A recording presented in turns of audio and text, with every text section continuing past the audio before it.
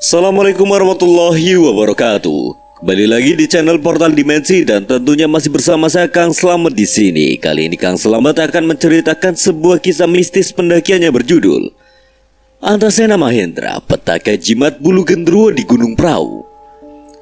Cerita ini ditulis oleh Story, dan sebelum kita masuk ke ceritanya, buat kalian yang belum subscribe channel ini, tekan tombol subscribe-nya terlebih dahulu dan tekan tombol notifikasinya agar kalian tidak ketinggalan cerita terbaru dari Portal Dimensi. Gak usah berlama-lama lagi, langsung saja kita masuk ceritanya. Petaka Jimat Bulu Genderuwo di Gunung Prau.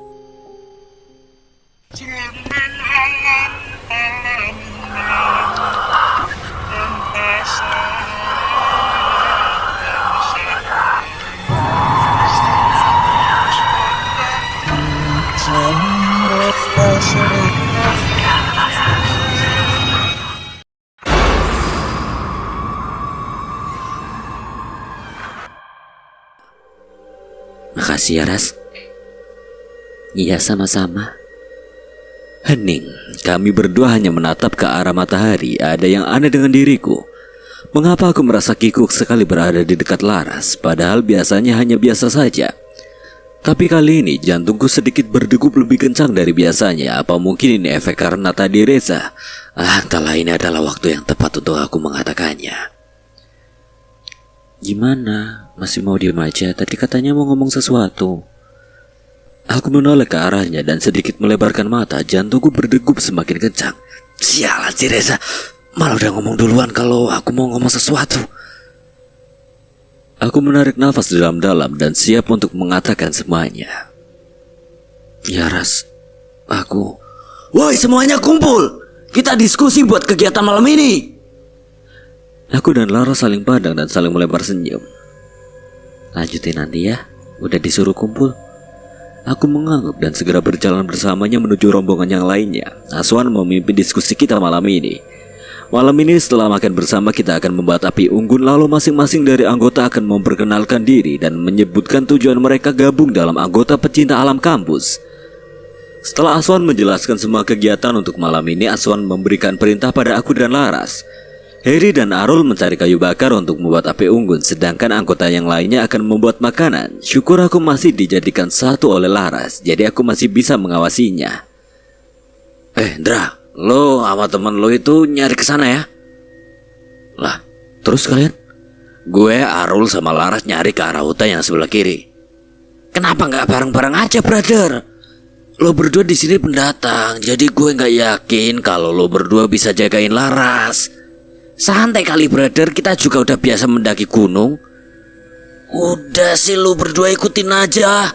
Lagian lu berdua kan orang luar. Ya tapi kan... Aku memegang pundak Reza, dia menoleh ke arahku, namun aku hanya memberinya kode sebuah anggukan. Posisi kami saat ini adalah pendatang. Aku tidak mau merusak kegiatan Laras hanya karena perkelahian. Dan bukannya aku mau menerima juga keputusan Heri begitu saja, tapi aku memiliki rencana lain supaya bisa menjaga Laras tanpa harus membantah perkataan mereka. Aku segera berjalan menghampiri Laras dan memberikan suatu benda di tangannya sembari berbisik. Untuk jaga-jaga. Laras mengerti dan segera menaruh benda yang kuberikan di kantong celananya. Ya udah, mending kita mulai nyari aja, gak enak sama Aswan kalau kelamaan. Kami pun berpisah, aku dan Reza segera menuju ke hutan yang sebelah kanan, sedangkan mereka bertiga menuju ke hutan yang sebelah kiri. Ndra, kalau Laras kenapa-napa gimana? Wes tenang, ada yang jagain. Emang kamu nitipin apa ke Laras? Batu merah pemberian Sari. Reza terkejut dan menelan ludah saat aku menyebut nama Sari. Mungkin masih teringat dengan jelas kenangan saat Reza ingin dijatuhkan ke jurang oleh Laras saat dirasuki Sari. Kenapa sih? Enggak apa-apa, Ndra. Aku cuma gak mau aja ingat kejadian itu lagi. Tenang, dia sekarang bukan Sari yang mau melempar kamu ke jurang, Zah. Yo tetep wae, Ndra. Wes lah, gak usah dibahas lagi. Aku hanya tertawa kecil menanggapi respon Reza ketika mengingat nama Sari. 15 menit sudah aku mengumpulkan kayu dengan Reza. Sekiranya sudah cukup banyak kayu yang kami kumpulkan. Aku dan Reza segera kembali menuju tenda. Saat kami sampai di tempat tenda berdiri, dari kejauhan aku melihat Arul dan Heri yang melangkah tergesa-gesa sembari menoleh ke sekitar. Raut wajah mereka seperti orang yang sedang ketakutan. Tidak lama kemudian Laras keluar dari dalam hutan sembari membawa kayu yang akan digunakan untuk membuat api unggun. Aku tidak tahu dengan apa yang sudah terjadi pada mereka, tapi ketika melihat Laras dalam keadaan baik-baik saja, itu sudah membuatku sedikit merasa lega. Aku menghampiri Laras dan membantunya membawa kayu. Mereka kenapa, Ras? Aku nggak tahu, Ndra, tiba-tiba mereka ketakutan begitu. Mungkin nanti aku akan menanyakannya pada Sari saja. Dia pasti tahu sesuatu yang membuat Heri dan Arul ketakutan seperti itu. Katanya pengalaman, tapi kok kayak anak kecil yang takut ondel-ondel. Aku menahan tawa mendengar ucapan Reza yang ia lontarkan pada Heri dan Arul. Diam lo. Kami mengumpulkan kayu di tengah dan membakarnya. Semua anggota sudah berkumpul membuat lingkaran, satu persatu dari mereka memperkenalkan diri masing-masing dan mengatakan tujuan mereka bergabung di anggota pecinta alam kampus. Suasana seperti ini memang sangat menyenangkan. Di sini kita bisa saling mengenal dengan orang yang sebelumnya belum kita kenal sama sekali. Hal tersebut membuatku sedikit iri karena tidak bisa merasakan yang namanya kuliah. Tapi aku tidak terlalu memikirkannya. Aku sudah cukup senang dengan kesederhanaan keluargaku.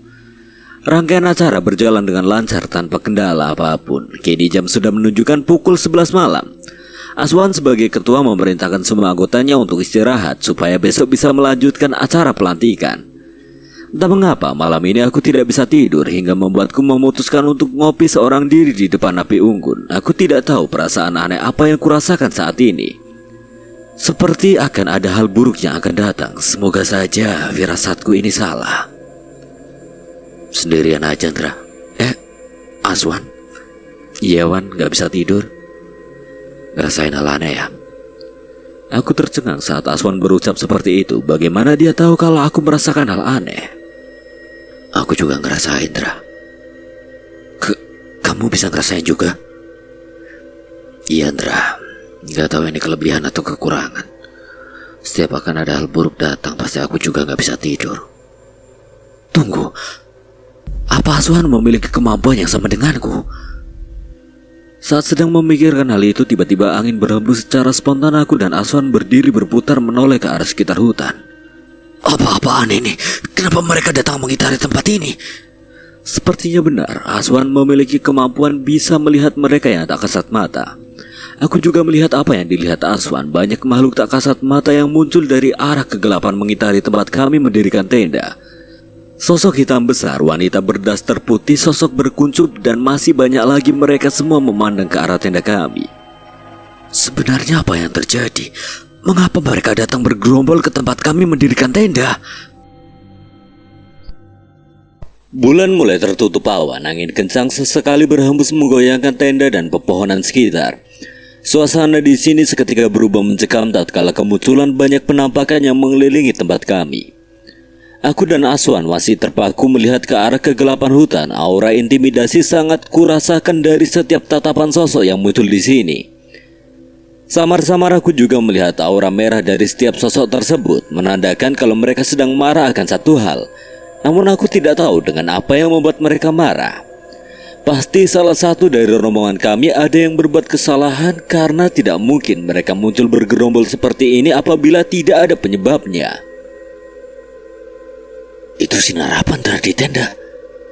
Aku menoleh ke arah yang ditunjukkan oleh Aswan. Kulihat sebuah cahaya merah bersinar dari arah tenda Laras. Melihat itu, Aswan ingin menghampiri tenda tersebut untuk mengeceknya. Namun seketika aku menghentikannya. Gak usah disamperin, gak apa-apa, Wan. Bukan tanpa sebab aku menghentikannya untuk menghampiri tenda Laras. Itu semua karena aku tahu dari mana cahaya itu berasal. Ketika aku dan Aswan sedang memperhatikan cahaya tersebut, pintu tenda mulai terbuka. Tidak lama kemudian Laras keluar dengan tergesa-gesa dari dalam tenda. Main terhati-hati, mereka semua marah dan akan menyerang orang-orang yang ada di sini. Aku dan Aswan saling pandang ketika Laras berucap seperti itu. Kami heran mengapa Laras bisa tahu kalau tempat ini sudah dikepung oleh gerombolan demit. Tapi, tunggu. Ada yang aneh dari suara Laras. Itu bukan seperti suaranya. Akan tetapi aku sangat familiar dengan suara itu. Sari, itu kamu? Tidak usah banyak tanya, tetap waspada. Benar saja, yang ada di dalam tubuh Laras adalah Rosari. Aswan yang bisa merasakan kehadiran Sari merasa heran saat melihat ke arah Laras. Ndra, siapa? Temanku. Dengan masih merasa heran, Aswan mencoba mengerti dengan maksud aku menyebut Sari dengan kata teman. Kini kami saling membelakangi sembari melihat sekitar hutan. Tasbih sudah aku genggam untuk berjaga-jaga. Jika Sari saja sampai menyuruhku untuk waspada, hal ini pasti bukan masalah kecil. Bahkan dia sampai merasuki Laras untuk ikut berjaga bersama kami.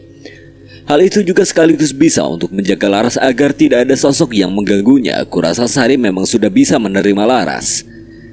Jangan berpikir macam-macam kau bocah. Aku hanya tersenyum kecil menanggapi ucapannya. Aku lupa kalau dia bisa membaca pikiranku. Satu persatu dari penampakan yang kami lihat kini mulai menghilang. Namun hal tersebut tidak membuat kami tenang. Terdengar teriakan tiba-tiba. Spontan kami menoleh secara bersamaan ke arah suara teriakan minta tolong itu muncul. Suara itu berasal dari tenda anggota baru yang berdiri di paling ujung.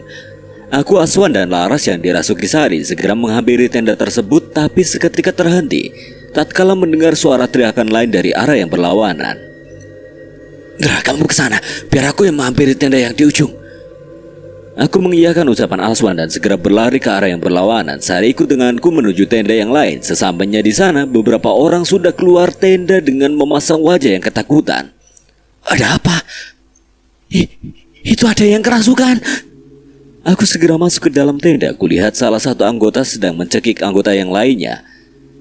Saat aku sudah di dalam tenda, orang yang sedang mencekik itu seketika menoleh ke arahku. Dengan sigap aku segera memegang kepalanya menggunakan tangan yang sudah kulilitkan tasbih dan membacakan beberapa ayat suci untuk menyadarkan orang yang sedang kerasukan.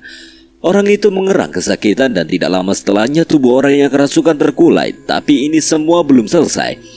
Aku dapat mendengar suara riuh anggota yang lainnya. Sepertinya masih ada lagi orang yang kerasukan di tenda yang lainnya.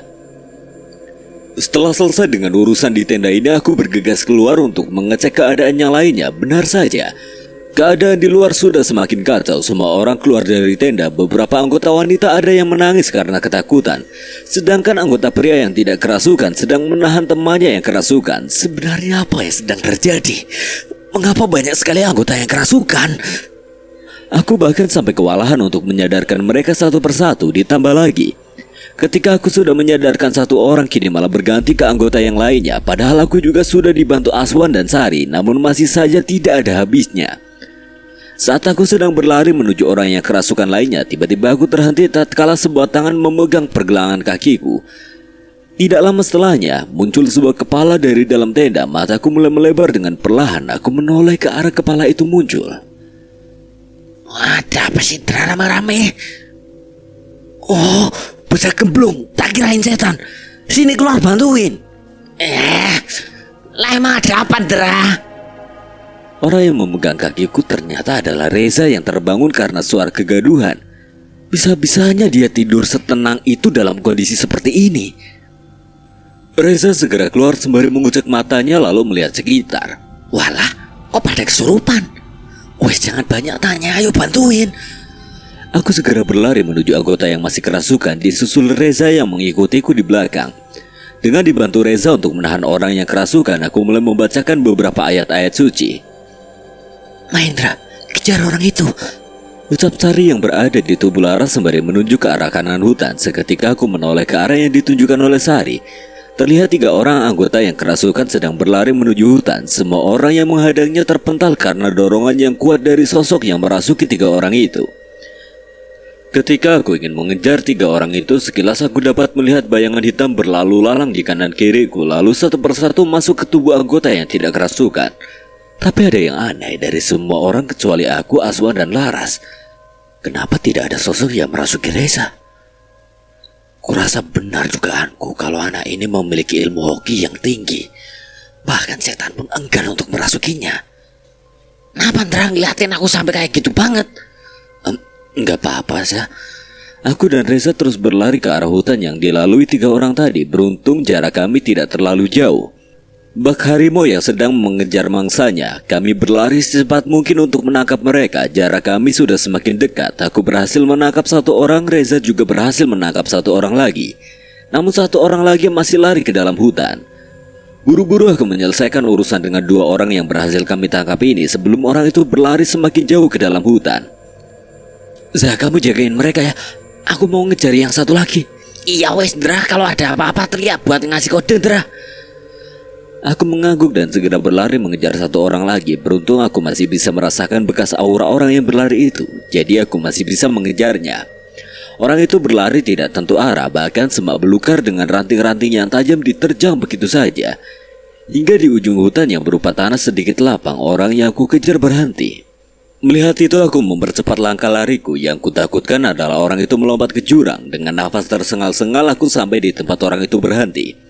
Dia masih membelakangiku. Melihat dari pakaiannya ia kenakan, aku seperti mengenali orangnya. Harry? Tidak salah lagi, itu adalah pakaian yang dikenakan Harry sebelumnya. Saat aku memanggil namanya, dia hanya sedikit menggerakkan kepalanya ke samping dan melirikku dengan ujung matanya. Manusia bodoh, sama saja seperti setan-setan di gunung ini ya. Suaranya begitu besar hingga menggema ke setiap sisi hutan. Atmosfer di tempat ini seketika berubah, dipenuhi dengan aura hitam yang mencekam. Tubuhku merasakan seperti tertekan oleh aura hitam ini. Baru pertama kali aku merasakan hal seperti ini. Bahkan tekanan dari makhluk yang merasuki Harry lebih besar dari tekanan saat berhadapan dengan Kironggo.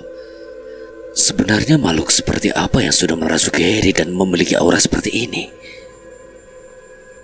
Di sisi lain, Reza yang sebelumnya disuruh menjaga dua orang yang tidak sadarkan diri kini mendapat bantuan dari anggota lain untuk membawanya ke lokasi tenda. Kondisi di sekitar tenda kini berangsur membaik, hanya tinggal beberapa orang saja yang masih kerasukan. Aswan dan Laras yang dirasuki Sari bekerja sama untuk menyadarkan sisa orang yang kerasukan. Setelahnya menyuruh mereka untuk berkumpul supaya bisa saling jaga satu sama lain. Malam semakin larut, bulan mulai tertutup awan, hawa pun sudah semakin dingin. Sari melihat ke arah Reza yang sedang dibantu membopong dua orang yang tidak sadarkan diri. Matanya melirik ke sekitar orang-orang yang bersama Reza, seperti sedang mencari seseorang. Sadar orang yang ia cari tidak ada, seketika Sari yang ada di tubuh Laras berdiri dan menghampiri Reza. Hei bocah, di mana Mahendra? Dia ngejar satu orang lagi ke dalam hutan. Bodoh, kenapa kau tinggal sendiri? Kalau terjadi apa-apa padanya, aku tidak akan ragu untuk melemparmu ke jurang. Tadi Mahendra sendiri yang nyuruh aku buat jagain dua orang ini. Terus dia mau ngejar satu orang lagi. Kenapa jadi aku yang disalahin sih? Sari tidak membalas lagi ucapan Reza. Matanya menatap tajam ke arah hutan. Ada energi besar yang membuatnya tiba-tiba meninggalkan tubuh Laras. Beruntung ada Reza yang sigap menggapai tubuh Laras yang terkulai. Reza heran dengan perginya Sari yang secara tiba-tiba. Firasatnya mulai tidak enak saat melihat ke arah hutan. Reza ingin kembali menyusul ke tempat Hendra. Namun melihat Aswan yang kewalahan mengurus orang yang kerasukan, ia mengurungkan niatnya untuk menyusul Hendra. Aku yakin Hendra pasti bisa menyelesaikan masalah di sana. Reza segera menghampiri Aswan dan membantunya menahan tubuh orang yang kerasukan. Dia sedikit takjub dengan Aswan, karena Aswan bisa mengeluarkan orang yang kerasukan dengan mudahnya hingga sampai orang yang terakhir berhasil disadarkan. Mereka berdua terbaring lemah karena kelelahan. Beberapa anggota menghampiri mereka berdua untuk memberikannya air. Reza dan Aswan menerimanya. Setelahnya pandangan mereka melihat bersama ke satu arah. Ternyata Laras baru saja sadar dari pingsannya, namun masih dengan memegangi kepalanya yang terasa pusing. Reza segera menghampiri Laras untuk memastikan keadaannya. Kamu gak apa-apa Ras, ini minum dulu. Laras menerimanya dan segera meminumnya. Sekiranya sudah agak membaik, Laras mulai bertanya dengan apa yang sedang terjadi. Ini kenapa, Zah? Kerasukan massal Ras. Hah? Kerasukan massal? Kok bisa? Laras heran dengan apa yang sudah terjadi. Wajar saja Laras tidak tahu apa-apa dengan yang terjadi di sana. Itu semua karena tubuhnya sudah dirasuki roh Sari saat kejadian itu tadi. Aku juga kurang tahu apa penyebabnya. Nanti kita tanya Hendra aja. Loh, emang sekarang Hendra kemana, Zah? Laras melihat ke sekeliling tempat Hendra. Ia tidak menemukan keberadaan Hendra. Hendra masih ngejar satu orang lagi yang lari ke hutan, Ras. Sama siapa? Sendiri. Perasaan khawatir mulai menghantui Laras. Ia berniat untuk menghampiri Hendra, namun terhenti setelah Aswan menahannya untuk menunggu Hendra di tenda saja. Percayakan semuanya sama Hendra. Insya Allah dia akan baik-baik aja dan akan menyelesaikan masalah ini. Tapi Wan, udah Ras, kamu di sini aja sama aku dan yang lainnya. Percayakan semuanya sama Hendra. Dia pasti bisa menyelesaikan ini semua, sama seperti di pendakian sebelumnya. Laras mencoba mengerti dengan perkataan Aswan dan Reza. Memang di pendakian sebelumnya Hendra selalu berhasil menyelesaikan masalah yang ada. Namun kali ini entah mengapa firasat Laras tidak enak. Tidak seperti kejadian di pendakian sebelumnya. Kini ia hanya bisa menatap ke arah hutan dengan tatapan khawatir sembari mendoakan pria yang ia cintai itu. Beruntung tidak ada lagi sosok-sosok yang merasuki anggota. Sekilas dengan penglihatannya, Aswan baru sadar kalau sosok-sosok yang tadi merasuki anggota kali ini pergi ke arah hutan. Aswan merasa aneh pada sosok-sosok yang tadi merasuki anggota. Mereka seperti ingin menuju ke satu tempat. Aswan juga dapat merasakan dari arah yang dituju oleh mereka. Ada aura hitam yang menyelimuti hutan. Aswan sebenarnya tidak bisa menahan diri untuk tidak menghampiri Hendra, namun di sisi lain, dia juga takut apabila terjadi kerasukan massa lagi pada anggotanya. Terlebih lagi, Aswan di sini adalah ketua dalam rombongan. Alhasil, Aswan hanya bisa mengirimkan doa agar tidak terjadi hal buruk kepada Hendra. Aswan melirik ke arah anggotanya satu persatu. Terlihat jelas wajah ketakutan masih tergambar di wajah mereka, terutama yang perempuan. Jika terus seperti ini, takutnya malah pendakian ini akan menjadi rasa trauma pada semua anggota baru. Akhirnya Aswan mencoba untuk menenangkan mereka satu persatu. Dia berdiri dan menyuruh mereka untuk mendengarkan ucapan yang akan keluar dari mulutnya. Semuanya kalian tidak perlu takut lagi.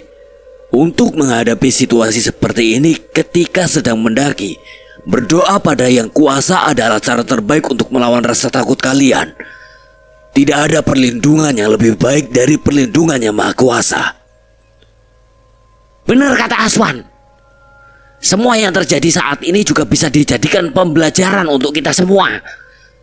Kita tidak perlu takut karena kita adalah makhluk ciptaan Tuhan yang lebih tinggi derajatnya dari mereka yang tidak kasat mata.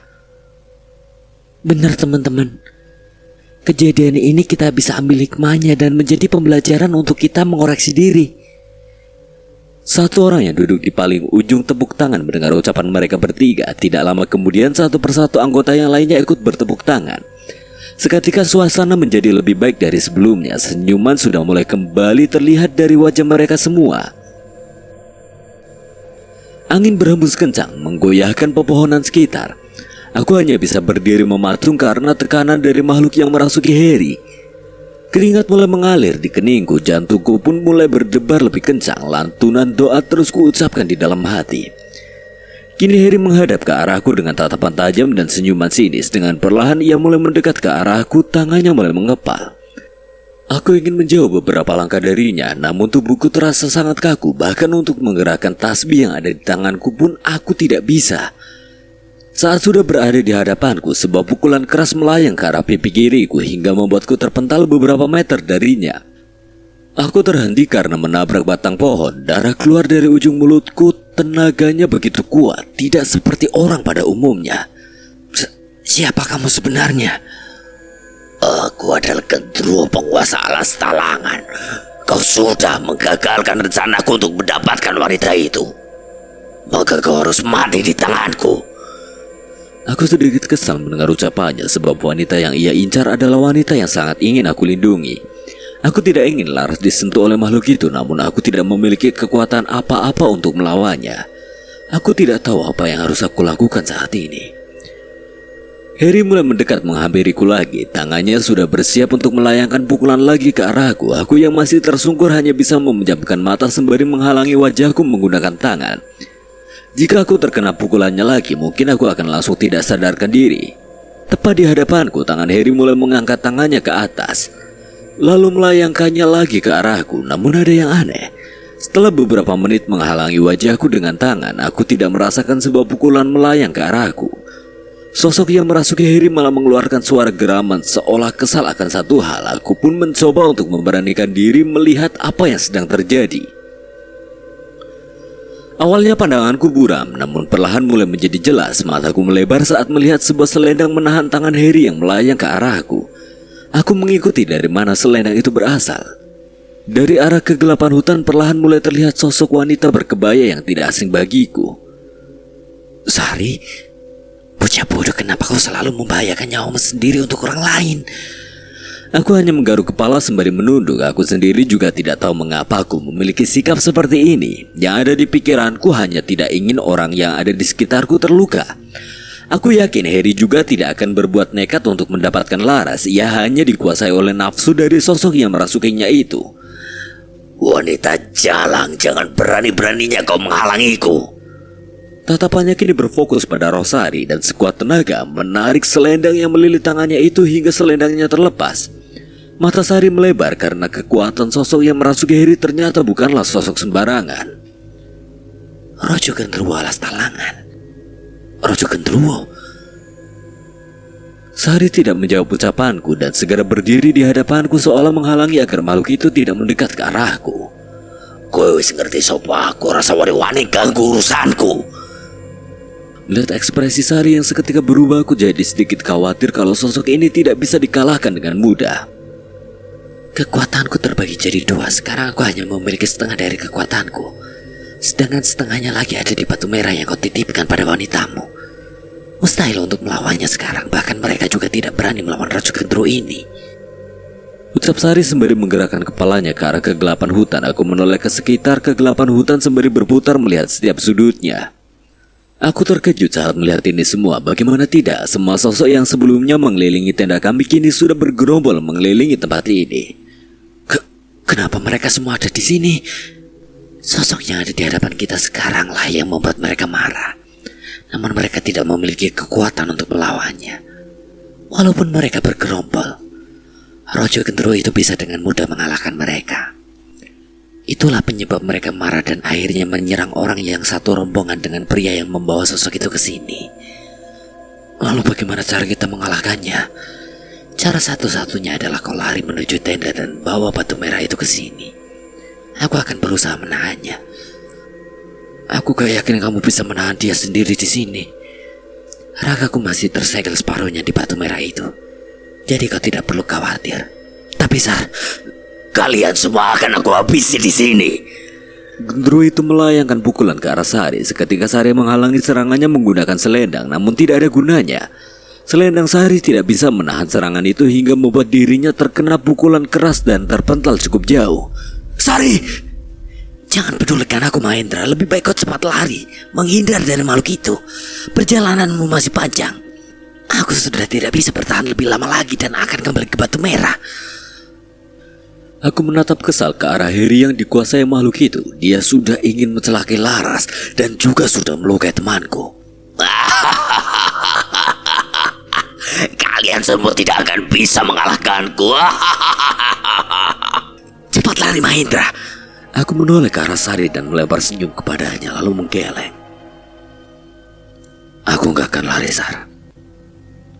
Aku harus menyelamatkan Heri dari sosok yang menguasainya.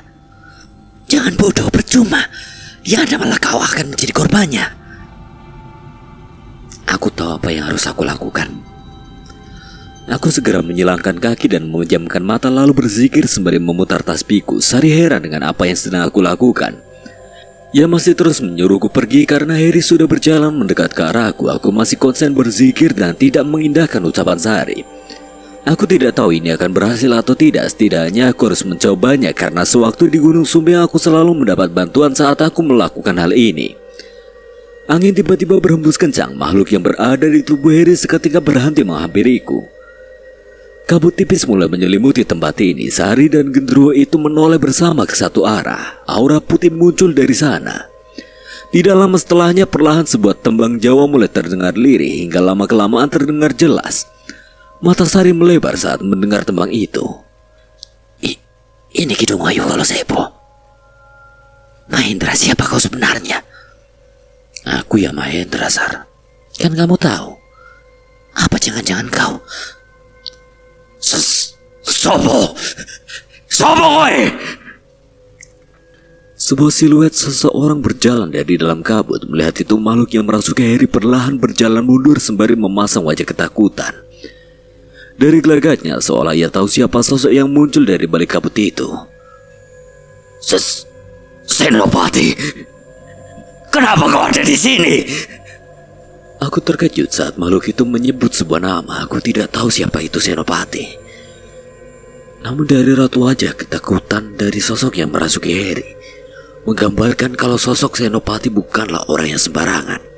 Bahkan Rojo Gendruwo itu terus beringsut mundur tatkala siluet itu semakin mendekat. Dari kejauhan sosok yang muncul itu berhenti. Tembang yang ia nyanyikan juga berhenti. Samar-samar aku seperti mendengar sebuah lantunan doa yang diucapkan sosok itu. Tidak lama setelahnya dia mengulurkan tangannya. Sekilas aku dapat melihat sebuah cahaya kecil dari arah siluet itu melayang ke arah Heri. Tubuh Heri seketika tidak bisa digerakkan dengan posisi tubuh seperti orang yang sedang terikat sesuatu. Tidak lama setelahnya, sebuah bisikan terdengar di telingaku. Keluarkan sosok itu dari tubuh temanmu. Gunakan tasbih dan bacakan beberapa ayat yang biasa kau baca. Suaranya sangat berwibawa sekaligus membuatku merasa tenang. Dengan spontan aku mengiyakan dan segera berdiri menghampiri tubuh Heri yang sudah tidak bisa berkutik lagi. Dia terus memberontak, namun usahanya itu sia-sia saja. Ikatan dari cahaya kecil tidak bisa ia lepaskan. Malah justru ikatan itu semakin kuat saat ia memberontak. Aku segera memegang bagian kepalanya menggunakan tangan yang sudah kulilit tasbih dan membaca beberapa ayat suci. Makhluk yang merasuki Heri mengerang kesakitan. Lantunan doa terus kuucapkan semakin keras. Makhluk itu memberontak seperti kepanasan hingga dengan satu tarikan ke atas, suaranya perlahan mulai menghilang. Seketika tubuh Heri terkulai ke tanah. Sebuah asap hitam melayang di udara. Suara yang menggelegar keluar dari asap itu. Segel alas talangan sebentar lagi akan terlepas. Semua makhluk yang kau segel akan kembali meminta korban hingga saat itu tiba. Aku akan kembali untuk mengambil nyawa kalian. Suaranya menggema ke segala penjuru hutan hingga akhirnya perlahan mulai menghilang.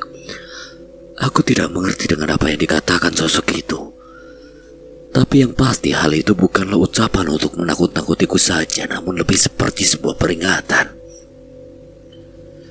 Setelah suaranya benar-benar menghilang, aku menoleh ke arah siluet seseorang yang datang menolongku. Aku masih tidak bisa melihat dengan jelas wajah orang itu.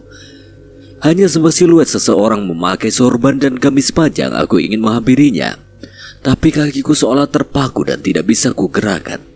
Sebelum sosok itu menghilang, dia memberikan pesan kepadaku.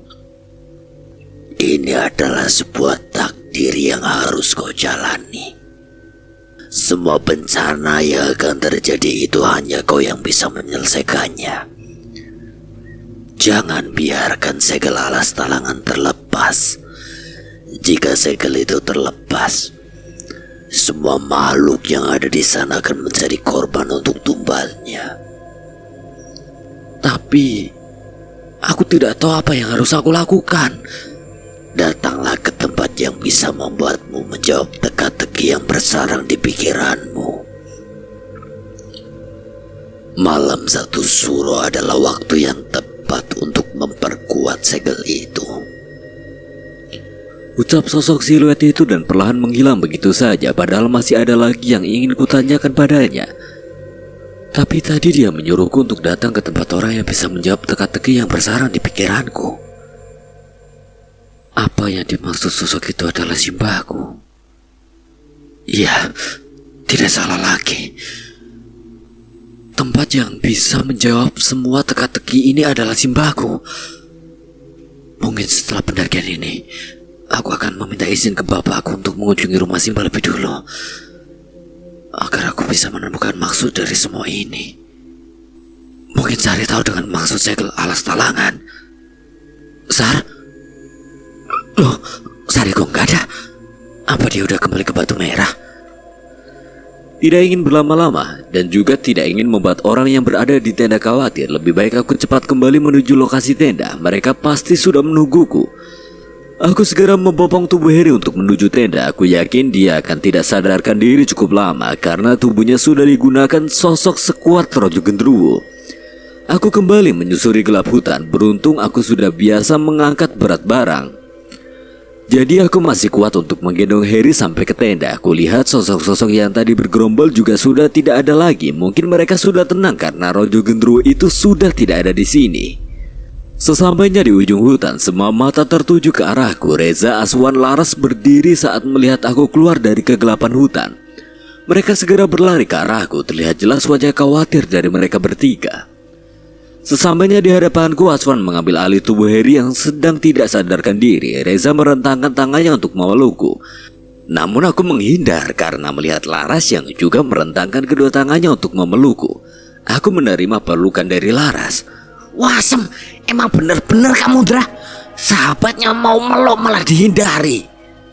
Aku tidak menghiraukan ucapan Reza dan lanjut mengelus kepala Laras yang sedang menangis di pelukanku. Aku tahu dialah yang paling khawatir dengan keadaanku hingga membuatnya menangis seperti ini. Sa, ayo. Aswan mengajak Reza untuk berjalan menuju tenda dan membiarkan aku dengan Laras. Reza mengerti dengan maksud Aswan dan ikut berjalan ke tenda.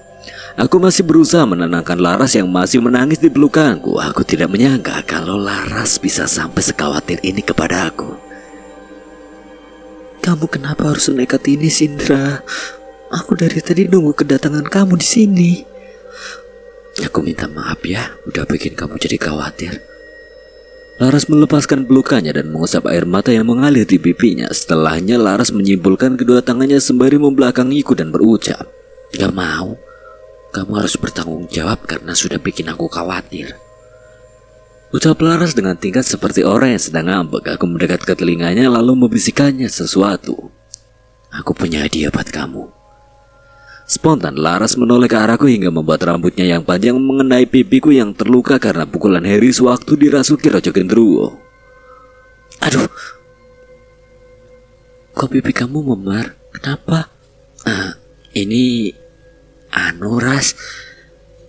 Anu, kenapa?" "Itu loh tadi pas ngejar Harry nabrak pohon gara-gara gak liatin jalan." Bukan maksudku untuk berbohong padanya, ini semua juga demi keselamatan Harry. Aku takut jika Laras malah akan membalas Harry nantinya. "Hati-hati makanya kalau jalan, sini ikut aku, biar aku obatin."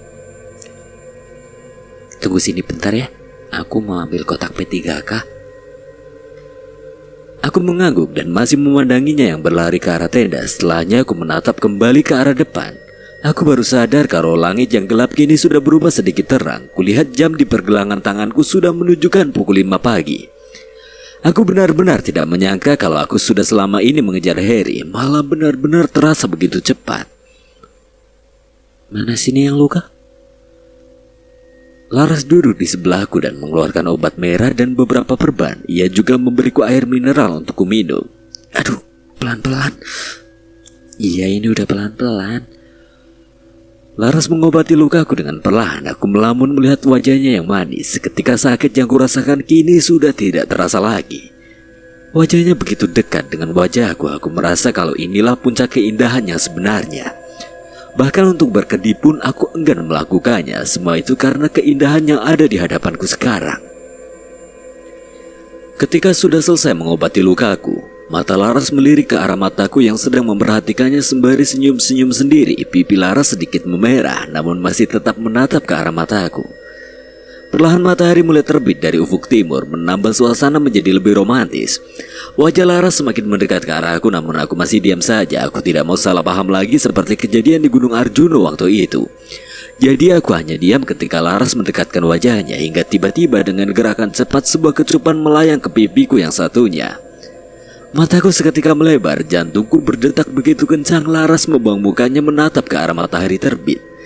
Sedangkan aku masih memegang pipi yang dikecup oleh Laras. Persepsiku ternyata salah. Aku kira Laras hanya ingin membersihkan belek saja seperti kejadian di Gunung Arjuno. Tapi kali ini dia benar-benar menciumku. Aku sedikit beringsut mendekat ke Laras. Lalu menggapai tangannya, Laras menoleh ke arahku dan mengubah posisi duduknya menghadap ke arahku. Ku ambil sebuah benda dari dalam kantong celanaku lalu memberinya pada Laras seraya berkata, "Ras, mau gak kamu menerima ini?" Tanganku sedikit bergetar saat memberikan benda ini. Rasa canggung seketika menyelimuti tubuhku. Laras melirik ke arah benda yang ingin kuberikan kepadanya. "Cincin." Senyum Laras semakin lebar. Sebelum mengambil cincin yang kuberikan, Laras lebih dulu bertanya kepadaku mengenai cincin itu. "Kamu beli sendiri cincin ini?" "Enggak, Ras." "Terus dapat dari mana?" "Aku gak mau nerima kalau cincin itu kamu beli pakai uang tabungan kamu. Mending uangnya dikumpulin dulu." Enggak, Ras. Ini cincin pemberian dari ibuku." "Maksud kamu cincin nikah orang tua kamu?" "Enggak lah, Ras, bukan." "Terus?" "Jadi gini ceritanya. Pagi itu aku sedang merapikan peralatan pendakian di kamarku. Entah mengapa aku sangat bersemangat ingin cepat-cepat berangkat menuju base camp Patak Banteng. Mungkin semua itu karena pendakian ini juga bisa untuk melepas rindu. Semua persiapan harus aku siapkan dengan matang karena di pendakian kali ini aku akan menggantikan posisi senior yang tidak bisa ikut dalam pendakian. Suara langkah kaki seseorang menghentikan aktivitasku yang sedang memasukkan peralatan pendakian ke dalam keril. Ternyata itu adalah ibuku yang menghampiriku ke kamar dan duduk di sebelahku. Aku merasa heran dengan kedatangannya, namun jika dilihat dari wajah ibuku, sepertinya ada sesuatu yang ingin ia sampaikan kepadaku. Ada apa, Bu? Ibu mau ngomong sesuatu sama kamu, Ndra. Ngomong apa, Bu? Kayaknya kok serius banget. Sebelumnya ibu mau tanya, kamu suka sama Laras kan? Bak tersambar petir di siang bolong. Aku terkejut saat ibuku menanyakan perasaanku pada Laras. Emang kenapa, Bu? Ibu cuma mau tanya sama kamu. Iya, Bu. Ibuku tersenyum saat aku mengatakan hal itu padanya. Ia segera mengambil sesuatu dari kantong dasternya lalu memberikannya kepadaku. Ini berikan pada Laras kalau kamu memang serius padanya. Cincin. Iya, ini adalah cincin pertama yang bapakmu kasih ke ibu dulu untuk menyatakan cintanya pada ibu. Ini bukan cincin nikah ibu kan? Ya bukan. Cincin itu bapakmu dulu diberikan oleh si mbahmu. Bapak cerita dengan ibu kalau ia diberikan cincin ini oleh Mbak Ute untuk menyatakan cintanya ke ibu. Terus kenapa cincinnya dikasih ke aku, Bu? Cincin ini juga dulu si mbahmu diberikan oleh buyutmu. Ibu merasa kalau ibu juga harus melakukan hal yang sama ke kamu. Ini adalah cincin turun-temurun dari keluarga bapakmu. Jadi kalau kamu memang benar-benar mencintai Laras, berikan cincin ini padanya sebagai tanda cinta kamu. Dan jaga dia baik-baik sampai nanti kalian hidup bersama. Aku masih melamun menatap cincin yang diberikan ibuku. Di pikiranku terbentuk sebuah gambaran adegan ketika aku memberikan cincin pada Laras. Di sana Laras sangat senang menerima cincin ini, tapi semua itu hanya khayalanku saja. Kejadian sebenarnya aku tidak tahu akan memiliki keberanian untuk memberikannya pada Laras atau tidak. Tapi jika aku tidak berani, mau sampai kapan terus seperti ini? Menyimpan perasaan yang besar tetapi hanya untuk dipendam saja. Jika dilihat dari pendakian sebelumnya ataupun ketika berbincang dengan Laras melalui telepon, aku merasa kalau Laras juga sudah memiliki perasaan terhadapku. Namun aku tidak ingin terlalu percaya diri. Aku akan menerima apapun tanggapan Laras nanti saat aku memberikan cincin ini kepadanya. Diajak ngomong malah ngelamun. Iya, Bu. Insya Allah nanti kalau ada momen yang pas, Indra akan berikan cincin ini pada Laras. Semoga dia mau menerimamu ya, Indra. Aku mengangguk dan segera memasukkan cincin itu ke saku celanaku. Gitu Ras ceritanya. Laras tersenyum, matanya mulai berair namun masih ditahan agar tidak mengalir di pipinya. Kok malah nangis, Ras? Aku minta maaf kalau misalkan caraku ini salah. Laras menggeleng dan memejamkan mata sejenak untuk menahan air matanya keluar. Lalu menarik nafas dalam dan mengeluarkannya secara perlahan. Sekiranya sudah merasa agak tenang, Laras memberikan jari manisnya kepadaku. Kamu mau menerima cincin ini? Laras tidak menjawab ucapanku namun menganggukkan kepalanya sebagai jawaban dari pertanyaanku. Aku menggapai tangan Laras dan memasangkan cincin pemberian ibuku di jari manisnya. Setelah aku memasang cincin di jari Laras, kami saling pandang dan melempar senyum. Sinar matahari pagi mulai muncul. Aku dan Laras mengubah posisi duduk menghadap sunrise yang menjadi saksi bersatunya kami. Laras menggenggam erat tanganku sembari menyandarkan kepalanya di bahuku. Benar-benar indah sekali. Yang kuasa seolah memberiku sebuah hadiah yang berlipat ganda. Keindahan mentari pagi yang disajikannya Maha Kuasa memang benar-benar indah. Akan tetapi tidak hanya itu saja yang memberiku keindahan lain dengan menyatukan aku dan Laras. Walaupun semalam aku diberi cobaan dengan menghadapi Rojo Gendruwo itu, namun dibalik itu semua, ternyata Yang Kuasa sudah menyiapkan hadiah terbaik untukku. Ini semua bagi sebuah anugerah dari Tuhan yang memberiku kekuatan untuk tidak menyerah dalam menghadapi permasalahan. Ini bukanlah hadiah materi yang biasa kita terima, melainkan hadiah spiritual yang tidak terlihat, yang akan menjadi bantal lembut untuk membimbingku mengalahkan setiap permasalahan yang ada. Nikmat dari Tuhan yang mendorongku mundur dan melihat situasi dengan cara yang benar, yang memberiku banyak gulungan dan ketenangan yang kubutuhkan. Ini adalah hadiah misterius yang akan menutupiku dengan perasaan percaya diri dan semangat untuk mencapai tujuan hidup. Hadiah ini datang di saat aku mulai membuka mata dan jiwa untuk mendapatkan ilhamnya dan menerima penghibur dari sebuah keberanian, membuatku bangkit dan melanjutkan kehidupan untuk melalui setiap masalah yang ada. Keindahan matahari pagi merupakan keajaiban alam yang menyedot hati untuk mereguk ketenangan yang mengalir sejuk menjelajahi alam. Cahayanya memancarkan warna merah jambu dan ungu mengisahkan kebanggaan di hati. Indahnya landscape melengkapi keajaiban melihat matahari terbit, membuka hari, meriangkan hati diselimuti kesejukan melihat matahari mulai nampak di awal pagi. Suara burung yang merdu menyambut pemandangan indah saat matahari menyapa dunia. Pada puncak gunung yang sunyi dan indah, kami dapat menikmati keindahan luar biasa dari matahari fajar. Cahaya yang berasal dari puncak gunung telah menyinari hamparan tanah di bawahnya, sebuah gambaran kesempurnaan alam yang kami saksikan bersama. Aku dan Laras duduk diam seolah terhipnotis oleh keagungan hasil karya Sang Pencipta. Itulah pemandangan indah yang tidak ternilai harganya, penuh indah dan harapan. Ditambah lagi menikmatinya berdua dengan orang yang dikasihi, seakan menambah keindahan yang tidak ada duanya. Berarti kita udah jadian, Tra. Menurut kamu gimana?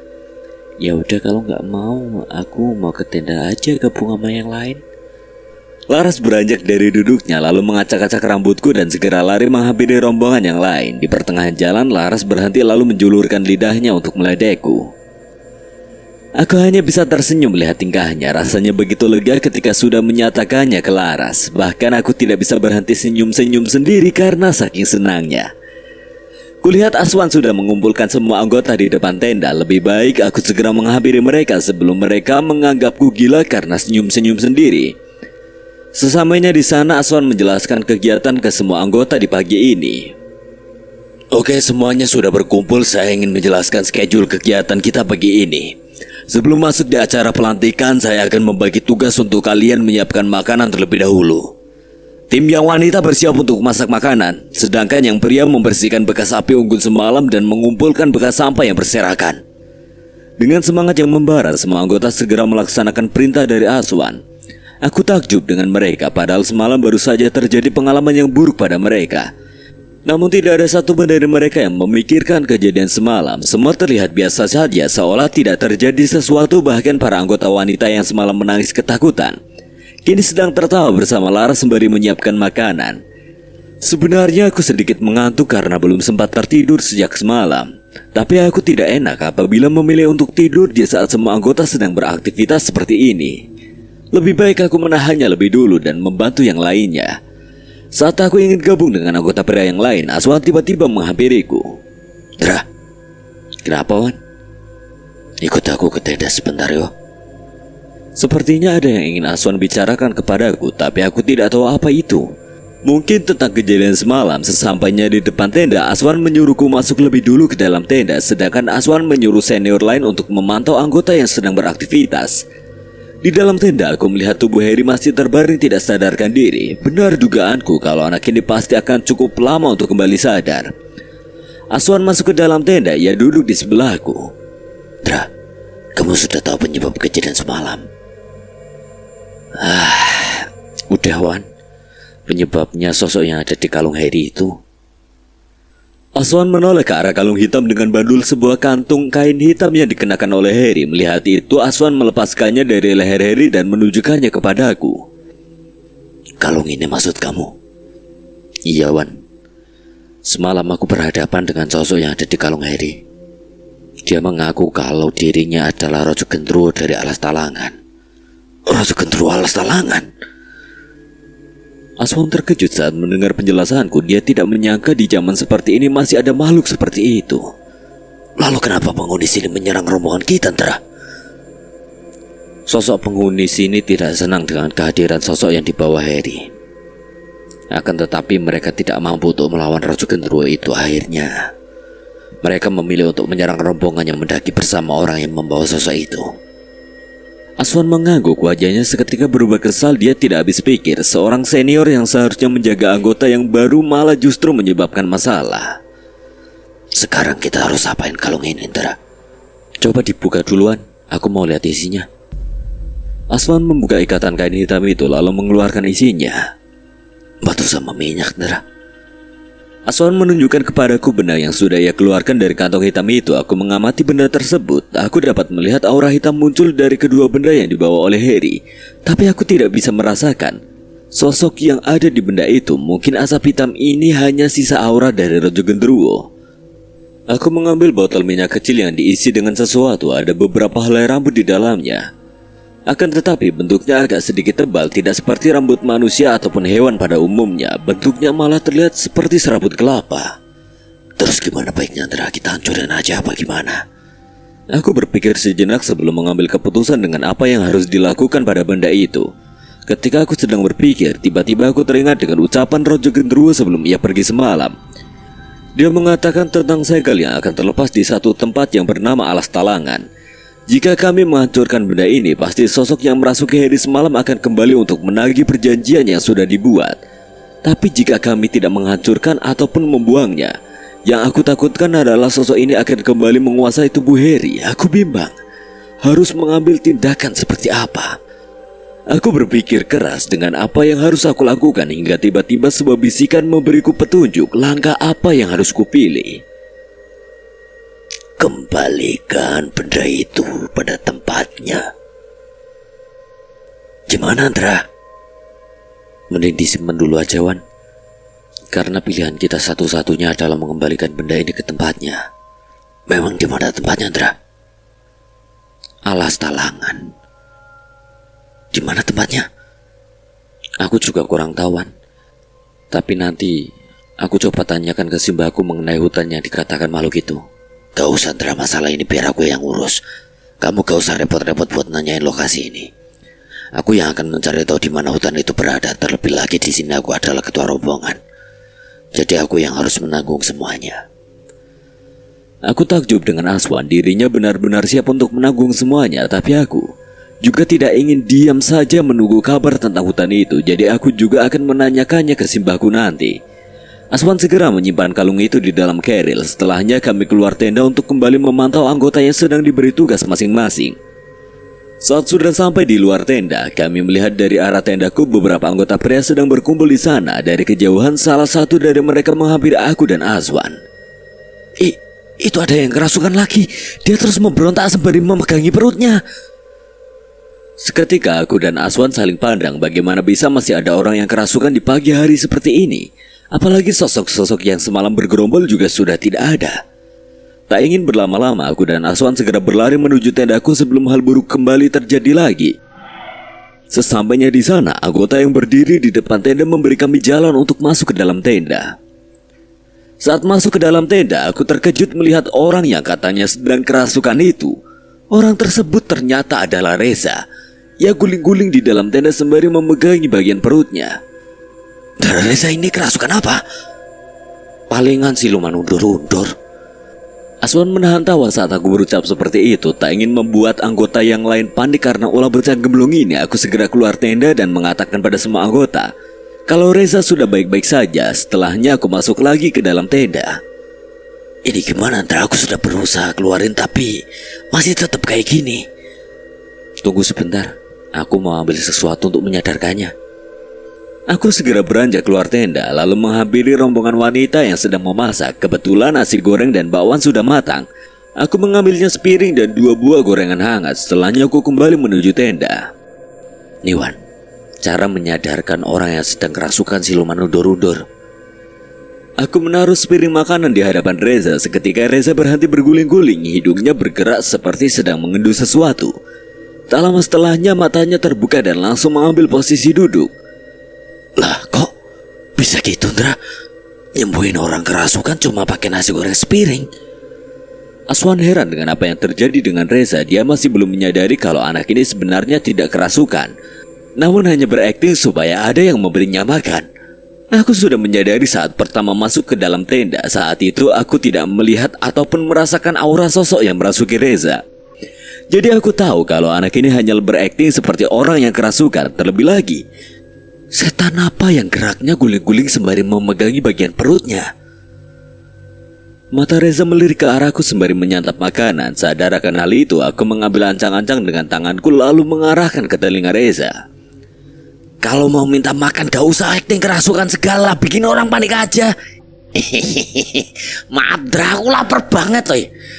Aswan hanya bisa melamun saat tahu kalau Reza hanya berakting saja. Dia juga sedikit merasa malu karena sudah sempat berusaha mencoba mengeluarkan sosok yang merasuki Reza.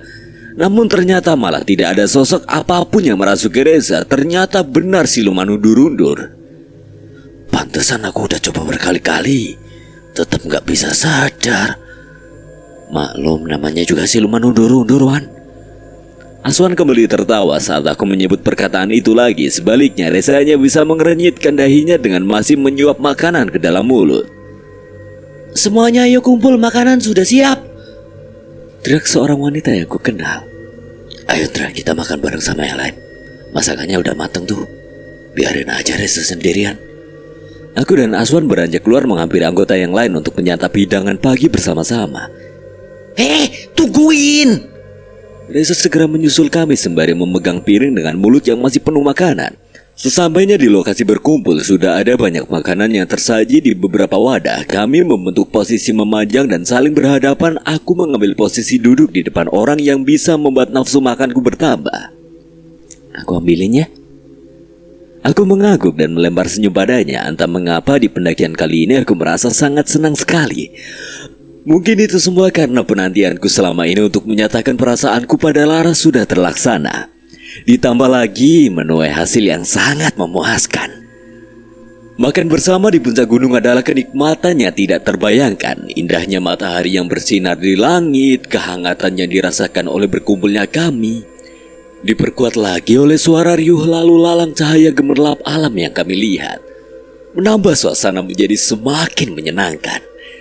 Kami saling menyapa, berbagi cerita dan tertawa bersama. Makanan yang disajikan di atas puncak ini benar-benar bisa terasa indahnya. Jam sudah menunjukkan pukul 9 pagi. Aswan kembali menjelaskan kegiatan selanjutnya. Inilah yang ditunggu-tunggu oleh semua anggota yang baru, yaitu pelantikan. Semangat yang membara terlihat jelas dari wajah mereka. Aura hijau terpancar dari tubuh setiap anggota, menandakan kalau mereka siap untuk menikmati dan mencintai alam yang memiliki keindahan yang tidak ada duanya. Kegiatan seperti ini sebenarnya memang harus selalu terlaksana. Selain membentuk rasa kebersamaan, kita juga dapat mempelajari tata krama yang akan berimbas pada kehidupan kita masing-masing. Menikmati keindahan alam adalah sebuah pengalaman yang menguatkan, dipenuhi oleh sejuknya angin. Melonjak cintanya tanpa batas untuk benda-benda alami yang bisa kita nikmati bersama. Perjalanan ini merupakan salah satu hadiah yang diberikan kepada kita, di mana kita diberikan waktu untuk merasakan keindahan alam sambil menghirup udara segar yang begitu bersih dan mengalir dengan damai. Tiada cara yang lebih baik untuk meriset pikiran dan tubuh daripada istirahat di bawah jagat raya alam semesta. Kita dapat menemukan senyawa suci dari ajakan alam yang akan memancarkan energi hangat melalui jiwa dan pikiran. Rasakan hangatnya sinar mentari yang terbit dari kejauhan, dan pikirkan hal-hal positif serta berjuta-juta pemikiran yang akan datang berbarengan dengannya. Dan satu lagi, jangan lupa menikmati pemandangan yang tersaji di sekeliling kita. Biarkan alam membawakan kita pada sebuah kehidupan yang lebih indah dan bahagia. 1 jam sudah berlalu, kini kami masuk ke acara akhir mengabadikan momen yang sangat berharga ini. Pelantikan berjalan dengan lancar, tidak ada halangan apapun. Aswan membebaskan semua anggota untuk menikmati keindahan alam ini. Aswan juga menyuruhku untuk beristirahat terlebih dahulu sebelum nantinya berjalan turun. Padahal aku tahu kalau Aswan sebenarnya juga kelelahan, tapi ia menyembunyikannya pada anggota lain. Aku tahu dirinya ingin memberi contoh yang baik pada anggota baru tentang tanggung jawab seorang leader. Aku takjub padanya, selain fisiknya yang kuat, ia juga begitu taat dalam melaksanakan kewajibannya. Benar-benar seorang senior yang luar biasa. Suara langkah kaki mendekat ke arahku, lalu berhenti dan duduk di sebelahku. Mikirin apa sampai ngelamun gitu? Itu adalah Laras. Ia menghampiriku karena aku melamun melihat ke arah Aswan. Laras. Gak rasa aku takjub aja sama Aswan. Dia benar-benar ketua yang bisa diandalkan. Aswanata Dewandaru. Dia memang sangat bertanggung jawab, Ndra. Makanya 2 tahun lalu dia yang dipilih untuk jadi ketua. Padahal dia adalah murid pindahan dari Jakarta loh. Aswanata Dewandaru. Jadi itu nama lengkapnya. Iya, Ndra, dia ngekos di dekat kampus. Tapi tiap sebulan sekali dia pulang ke rumah simbahnya yang ada di Jogja. Simbahku juga tinggal di Jogja, Ras. Tapi aku udah beberapa tahun gak kesana. Dan rencananya lusa aku baru mau kesana. Oh ya? Jangan-jangan simbah kamu sama simbahnya Aswan adalah simbah yang sama. Ya enggak lah, emang simbah-simbah di Jogja cuma satu. Kami tertawa bersama dan sedikit berbagi cerita. Aku menceritakan kejadian saat aku mendaki ke Gunung Sumbing pada Laras. Dia terkejut saat mendengar aku menyegel Kironggo menggunakan paku emas. Aku juga menceritakan tentang orang-orang yang membantuku dalam menyelesaikan masalah itu. Laras menyimak dengan baik cerita dariku. Kurasa Laras sekarang sudah menyukai kegiatan pendakian walaupun selalu berhadapan dengan hal-hal di luar nalar. Hal itu tidak menyurutkan niatnya untuk menggapai puncak-puncak keindahan di negeri ini.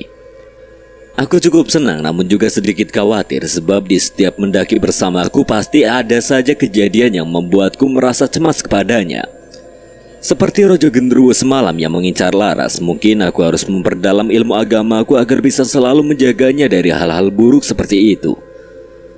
Matahari sudah berada tepat di atas kepala. Aswan kembali mengumpulkan semua anggota dan membagi tugas setiap anggota untuk merapikan tenda dan membersihkan sampah agar tidak ada yang tertinggal. Kulihat Heri sudah terbangun dan keluar tenda sembari memegang kepalanya. Arul memapahnya dan menyandarkan Heri ke sebuah batang pohon yang sudah didirikan Flysheet. Aswan menghampiri Heri untuk memastikan keadaannya. Dia juga membawa beberapa makanan untuk Heri. Aku yang sudah selesai merapikan tenda segera menghampiri ke tempat Heri. Bagaimanapun juga aku ingin memastikan kalau keadaannya baik-baik saja. Kamu gak apa-apa, Her? Heri menoleh ke arahku lalu tiba-tiba memelukku sembari meminta maaf kepadaku. Maafin gue, Hendra. Maafin gue, Hendra. Gue gak ada maksud berbuat buruk ke Laras. Pikiran gue saat itu kayak ada yang ngambil alih tubuh gue untuk ngelakuin hal buruk pada Laras. Iya, aku tahu kok kalau itu bukan kamu. Heri melepaskan pelukannya dan meminta maaf juga kepada Aswan dan anggota yang lainnya. Setelah dirasa sudah merasa cukup tenang, ada yang ingin aku tanyakan kepada Heri mengenai kalung jimat itu. Oh ya, Her, kamu dapat kalung itu dari mana? Heri menunduk seolah takut mengatakan semuanya. Spontan Aswan memegang bahunya sembari berucap. Tenang, kita gak akan nyalahin lo kok. Asal lo kasih tahu dari mana lo dapat jimat itu. Heri merasa cukup tenang ketika mendengar ucapan Aswan. Ia mulai bercerita dari mana dia mendapatkan jimat itu. Awalnya saat itu Heri memang berniat untuk memiliki wanita pujaannya yang selama ini ia sukai, hingga dirinya memutuskan untuk menemui seorang dukun yang berada di kota es. Di sana Heri menceritakan keluhnya pada sang dukun untuk memiliki wanita pujaannya. Setelah mendengar keluhan Heri, sang dukun masuk ke dalam rumahnya. Heri menunggu hingga 1 jam lamanya sampai akhirnya sang dukun kembali menemuinya lagi sembari membawa sebuah benda. Benda tersebut adalah kalung yang berisi sebuah minyak dan batu yang berwarna hitam. Dukun itu juga mengatakan kalau di dalam botol minyak itu ada beberapa helai bulu genderuwo.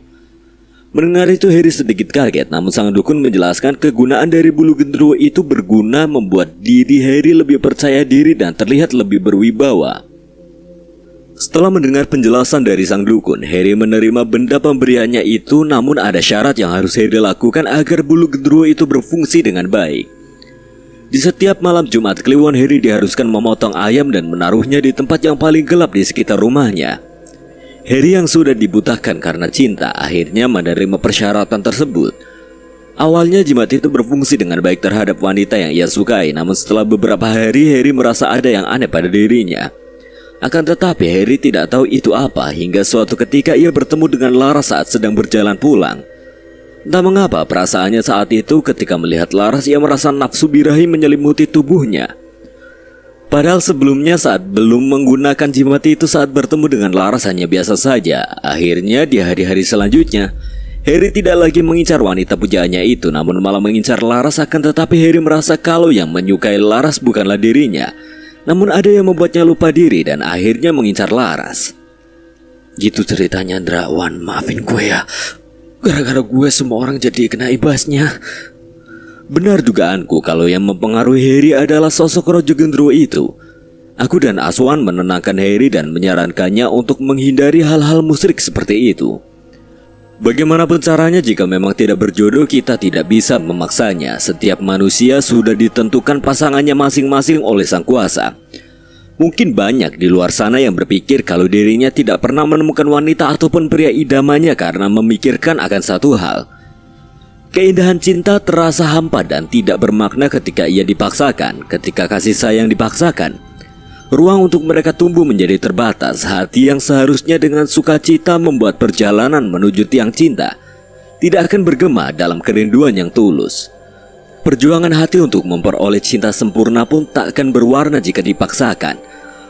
Maka sebaiknya jangan pernah memaksakan cinta. Terimalah dan jadikan ia sesuatu kenikmatan yang tidak pernah lekang oleh waktu dan dekapan tertentu.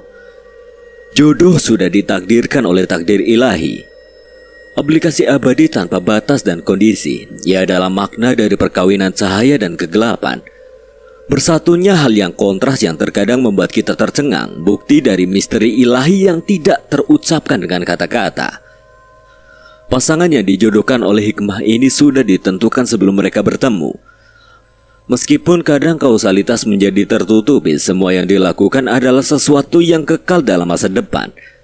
Di antara kehampaan dunia, jodoh menjadi pencerahan harapan untuk kesatuan yang abadi dari pasangan yang saling melengkapi. Lagi-lagi aku kira mendapat pembelajaran di setiap perjalanan yang kulalui.